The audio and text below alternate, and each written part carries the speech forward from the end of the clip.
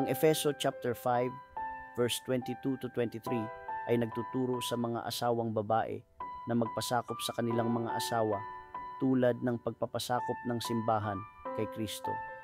Ang pagpapasakop na ito ay hindi nangangahulugan ng pagiging mas mababa o walang kapangyarihan, kundi isang pagkilala sa pamumuno ng lalaki sa tahanan.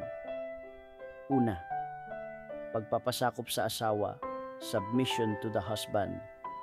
Ang pagpapasakop ng asawang babae sa kanyang asawa ay isang tanda ng paggalang at pagmamahal.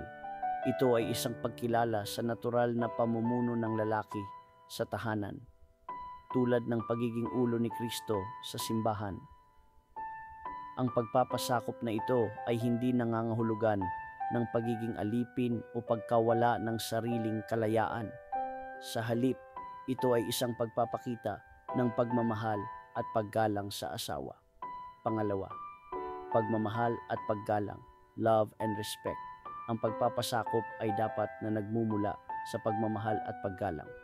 Hindi ito dapat isang pag-aalipin o isang pagpapakita ng kahinaan.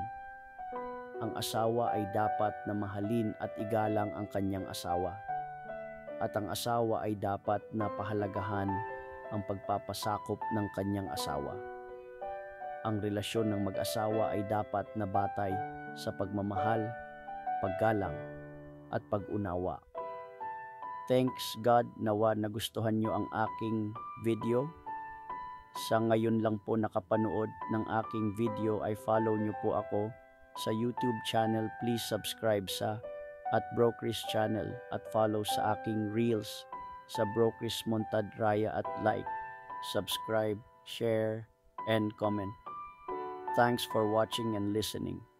God bless you. The Word of God is a guide in daily life.